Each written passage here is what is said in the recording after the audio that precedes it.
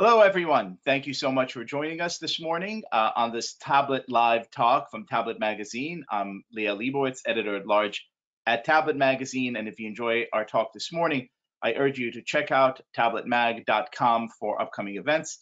The senator will join us momentarily. Meanwhile, some housekeeping issues. There is a question function on this application. We urge you to send whatever questions you may have. We will leave about 10 minutes at the end to ask any questions you might have of the senator. We can't promise to get to all of them, but we'll certainly make a good faith effort. And we hope you enjoy. Kindly stay with us for a few more seconds as the senator joins us.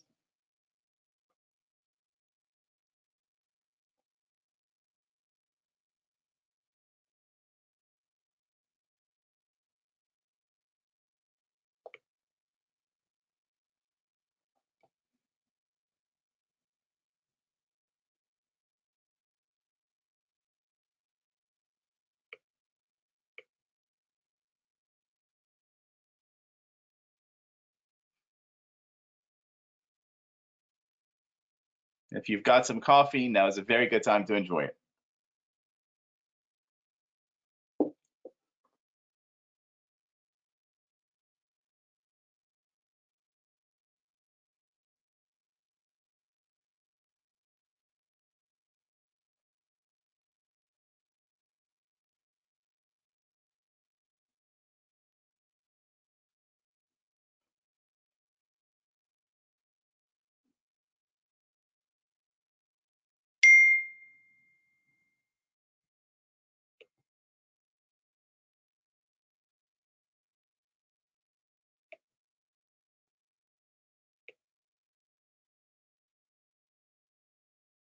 All right, we're receiving word that the senator will join us momentarily. So as he logs on, I will introduce him. Our guest this morning is Ted Cruz, United States Senator from the great state of Texas, which, like the state of Israel, is another Lone Star state, one star on the flag. Last year, together with Senator Tim Kaine, Senator Cruz introduced a strongly worded bipartisan resolution condemning anti-Semitism in the Senate, for which I personally am grateful. We will discuss a host of topics this morning, from anti-Semitism to the coronavirus and when and how we should think about reopening, to China, Iran, and other international affairs topics. I see that the senator is joining us now. Senator, thank you so much for joining us this morning. It is great to be with you. Thanks for having me. An absolute pleasure. While we were waiting, we introduced you, and I personally thanked you for the resolution condemning anti-Semitism, which was very meaningful to me, and I'm sure to a lot of other people listening. So because I know our time is short, let us jump right in on this delightful Tuesday morning and talk anti-Semitism. So last week, New York's Mayor Bill de Blasio tweeted a statement that sort of singled out the city's Jewish community for allegedly endangering the health of New Yorkers, a statement many Jewish leaders, left and right, labeled as fully anti-Semitic. Considering the fact that we're currently experiencing an unprecedented surge in anti-Semitism and violence here in New York, and that the top echelons of our city government are doing very little to stop this, I'm really wondering if we have a massive civil rights enforcement problem here. And last Tuesday, or last week rather, you wrote to Attorney General Barr and called on him to investigate local leaders who target communities of faith. So tell me, Senator, do you believe it's time for the Justice Department to get directly involved in New York? I do. And I think, look, these are difficult times and they're challenging times. This is a global pandemic that has simultaneously produced economic catastrophe and disaster. But crisis doesn't eliminate the Bill of Rights. And yes, we have been taking and need to take serious public policy steps to keep people safe. But unfortunately, in this time of crisis, it has also revealed an authoritarian strain in too many elected officials willing to abuse their power.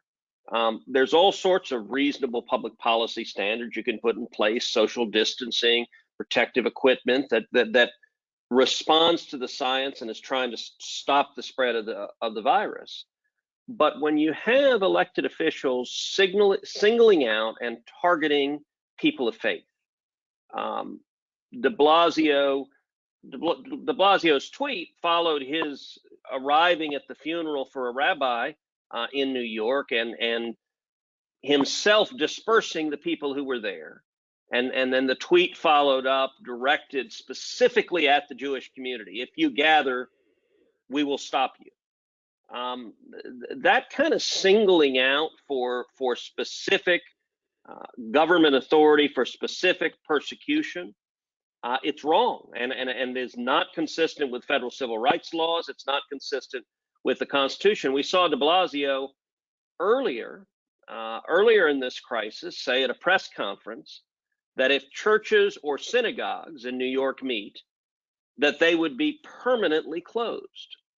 Now, I'm sorry, no mayor has the authority to permanently close a synagogue or permanently close a church. There are authorities during a public health crisis to make sure people are separated, that they're not gathered in a large group, but it's taking it that extra step that it becomes the abuse of power. And we've seen that not just in New York, we've seen that all across the country, where, you know, in Colorado, you had a guy that was playing softball with his 6-year-old daughter, and they threatened him with arrest. I mean, that's crazy. In Pennsylvania, they ticketed a woman for driving alone in her car. She didn't pose any public threat to anyone in her car all alone. In Tennessee and Mississippi, both instances, people went to church in their cars, stayed in their cars, listened to the service over the radio, and law enforcement came and ticketed them, even though they weren't within 6 feet of each other. They were simply worshiping and doing so in a way that was safe. That one ended up being struck down by federal court. And so I think we've seen a pattern of abuse of power, and I think that pattern is not a good one. Well, Senator, I'd like to get back to local authorities and what we could do, but with your permission, I'd like to broaden the scope a little bit and talk about China. Now, Secretary of State Mike Pompeo said this weekend he believed the coronavirus originated in the lab in Wuhan, and we now have, I believe, sufficient evidence to suggest that whatever the Chinese intention might have been, the Chinese Communist Party government knew about the nature of the outbreak, withheld that information for a very long time while stockpiling essential supplies. Meanwhile, these actions have caused the death of nearly 70,000 Americans and the unemployment and economic devastation of 25 million or more, which to my mind is, akin to an act of war. I'm obviously not suggesting we go ahead and bomb Beijing, but I'm asking, what do you think the Chinese government ought to do to compensate us? Well, I think China bears enormous responsibility, enormous culpability for this pandemic. And I think there needs to be accountability. I think they need to pay. I've introduced 5 different pieces of legislation, all directed at different components of holding China accountable. But when you look at China's accountability, it is at least on 2 different levels. One, we know for a fact that they covered up this pandemic. In December of last year, when there were heroic Chinese physician whistleblowers who tried to draw attention to the beginnings of this pandemic, the Chinese Communist government came down on them, they punished them, they silenced them. Any responsible government, when you have an outbreak like that, they would have sent in public health professionals, you quarantine the affected people, and this very possibly could have remained a regional outbreak instead of becoming a global pandemic, wreaking devastation across the world. Not only that, at the same time they're silencing the whistleblowers, they're telling the World Health Organization that the coronavirus cannot be transmitted from human to human. They know that's a lie at the time they're saying that. The World Health Organization, meanwhile, is parroting what the Chinese communists have told them. And simultaneously, we now have intelligence reports that the Chinese began stockpiling medical equipment, stockpiling protective equipment, not telling anybody there's a pandemic, but stockpiling the equipment because they know it's coming. And meanwhile, they're allowing hundreds of thousands of people to travel out of Wuhan, where this outbreak is occurring, all over the world, to travel to Italy, to travel to Iran. And if you look at the patterns of the outbreak across the globe, they follow in a very direct line the travel of those coming from Wuhan that the Chinese government were perfectly willing to do to save face and avoid accountability. That's one metric of their responsibility. A second metric is there is strong circumstantial evidence that this virus escaped from a Chinese lab. Now, we don't have direct evidence of that, but here's what we do know. We know there were two labs, Chinese government labs, in Wuhan, within miles of where the outbreak occurred. In fact, one of those labs was 300 yards away from the wet market where it occurred. We know that both of those labs were studying coronaviruses. That's what they were studying, this particular type of virus. Not only coronaviruses derived from bats. And the bat that is believed to be the origin of this virus, the closest that bat is found in nature in China is 1,000 miles away. In other words, there aren't any of those bats in Wuhan, other than in those labs, the Chinese government labs. We also know that after the outbreak occurred, the Chinese labs there destroyed the samples they had. On order of the Chinese government, said, get rid of the samples they have. Now, look, I have spent most of my life as a practicing lawyer. If you have someone who is destroying evidence, the natural inference, and in fact, a court will instruct a jury, this is the inference you should draw, is that they're destroying it because they're trying to hide something. Right. And so the natural inference from all of this is not, and you've seen some media folks trying to respond and say, no, the scientists tell us this virus was not created in a lab. Listen, I think that's probably right. I've heard those same scientists. That's what they've said, is that the genome sequencing is such that it does not appear to be artificially constructed. It appears to have occurred in nature. I don't have a reason to doubt that. But what I do think is the most likely proposition is that this was a natural virus that had occurred in bats, that they were studying at one or both of these labs, and somebody screwed up. Somebody screwed up and a person got infected or an animal got infected, and the outbreak started from there accidentally. We also know the US State Department, prior to this pandemic, had two different internal wires where they raised serious concerns about the safety protocols at these labs. And in fact, the State Department, before any of this happened, said their safety is so shoddy, there is a real risk of a global pandemic, which is, of course, exactly what happened. And so I think the first step needs to be a very careful accountability of what occurred at those labs. Were they studying this specific virus, the novel coronavirus? How did it get out? And there also needs to be a very careful accountability. It's got to be an external, credible accounting of who knew what and when. What did the Chinese government know? When did they know they were facing a pandemic? And what steps did they take specifically when they knew that? And I think that it is staggering, the hundreds of thousands of deaths that the Chinese Communist government has direct responsibility for, and the trillions of dollars of economic devastation and poverty that they have direct responsibility for.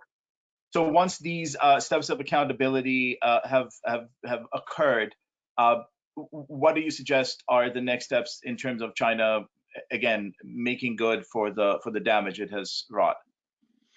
Well, I think there are a host of steps, and I fully expect that we will be debating those for days and weeks and months and years.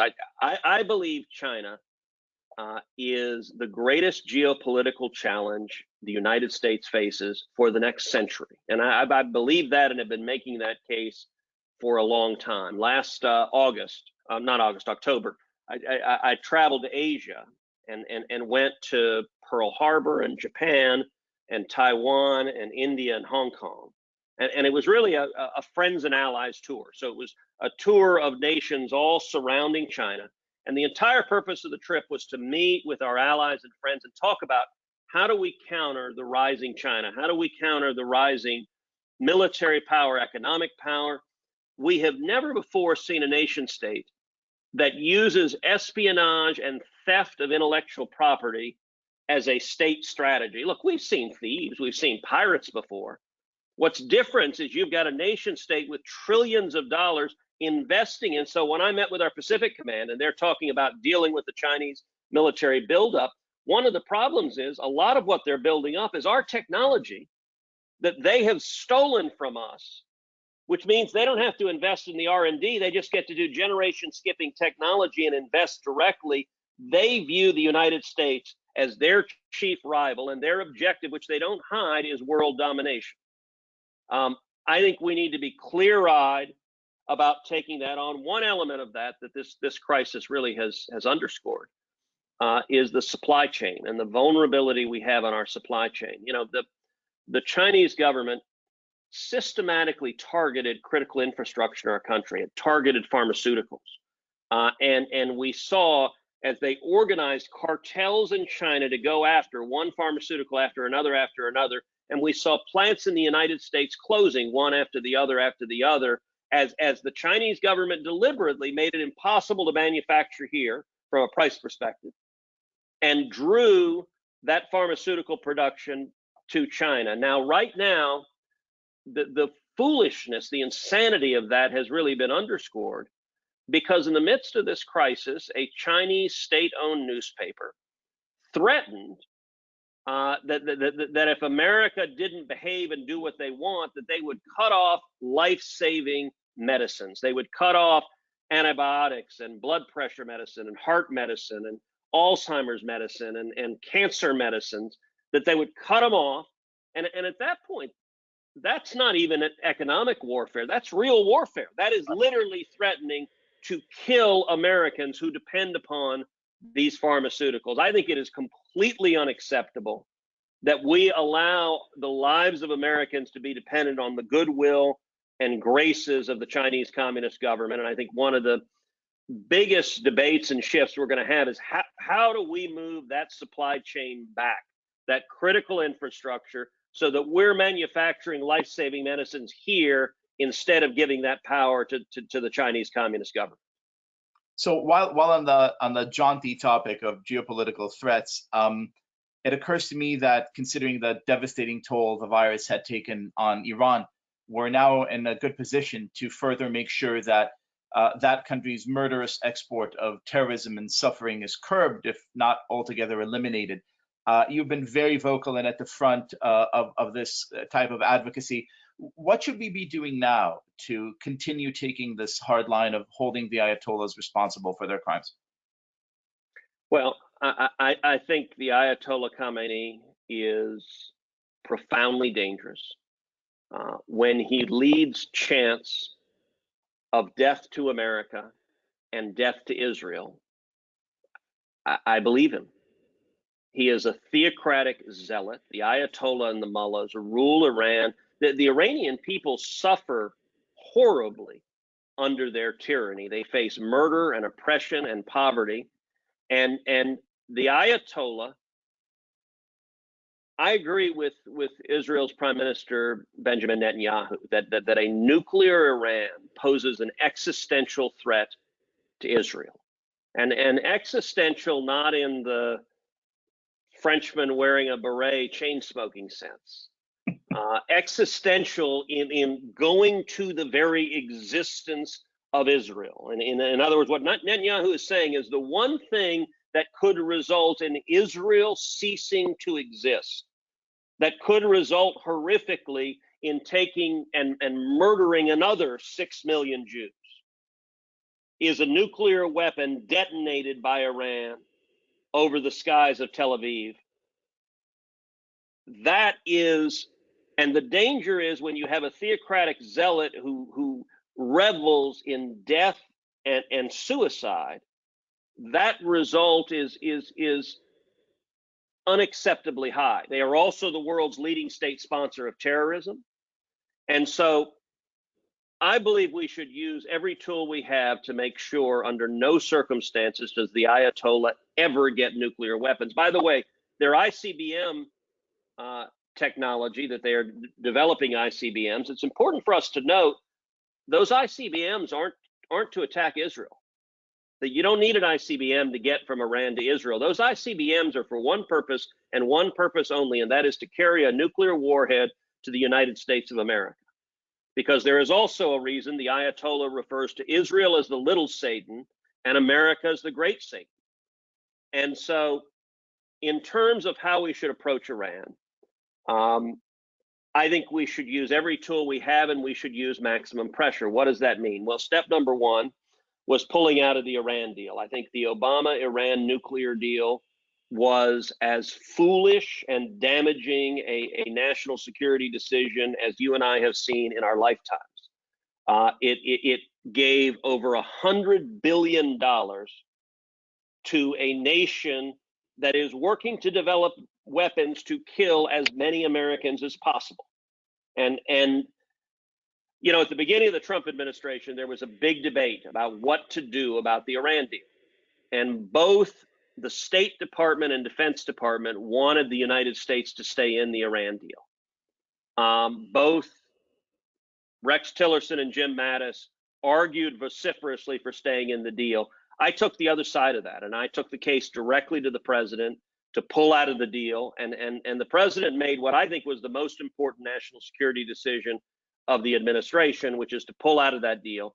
Not only that, once we pulled out of that deal, there were still a series of iterative decisions after that that involved ratcheting up the pressure. So even though we pulled out of that deal, we had waivers in place that actually kept elements of the deal in place. For example, we had an oil waiver. A lot of people don't know this. We had an oil waiver that allowed the Ayatollah to sell 1 million barrels of oil a day. They were selling it to the Indians and to the Chinese. That was the major source of revenue for the regime. So the Ayatollah, he's the world's leading state sponsor of terrorism, and we're allowing him to sell 1 million barrels of oil a day to fund that terrorism. There was, again, a big debate within the administration about whether or not to end the oil waiver. The State Department took the position, if we end the oil waiver, it'll cause the global price of oil to skyrocket. That would be bad, so we shouldn't do it. The Energy Department took the position, no, there's plenty of supply in the world. It won't impact the world price meaningfully. We should do it. Once again, I engaged very directly with the president, with the administration, both publicly and privately. Again, the president agreed with me on this. We ended the oil waiver. And it turned out State was wrong and Energy was right. The world price of oil did not skyrocket, barely moved at all. And that removed the single most important revenue stream for the regime. Now, obviously, in the midst of this coronavirus, we don't know the full details of what's happening there. We know that it is bad. Given the past pattern and practice, I think we can reasonably assume it is substantially worse than we know. Because it is a repressive regime that censors and doesn't like to let bad news out. But I don't know what that consequence is. I will say this, if it leads to regime change, if it leads to the Ayatollah falling, Iran historically has been friends with America. Iran historically has been a largely secular society.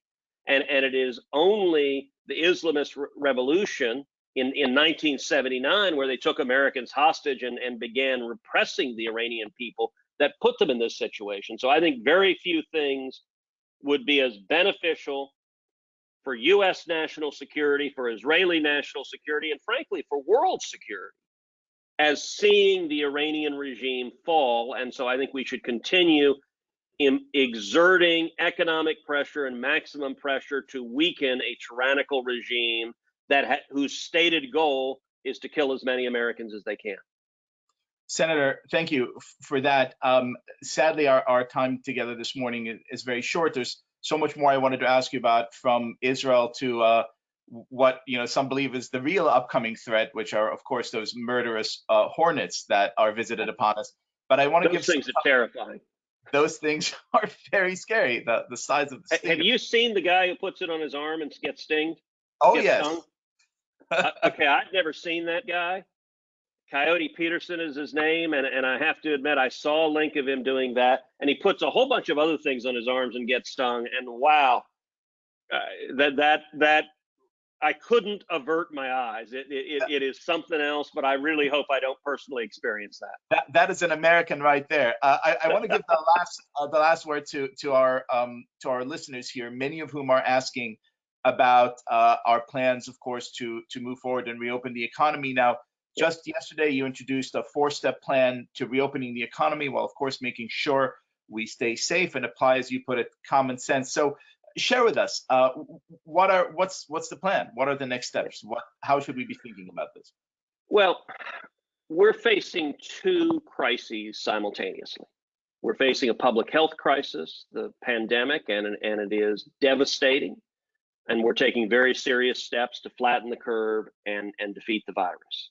Simultaneously, we're facing an economic crisis. And that economic crisis, it's now over 30 million people have lost their jobs in the last 2 months. It is horrific. The devastation, the misery. Millions of small businesses are on the verge of going bankrupt.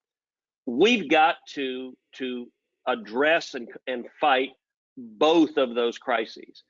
And, you know, I will say, in this heavily politicized world, many of the reaction to these crises are so partisan as to be not connected to reality.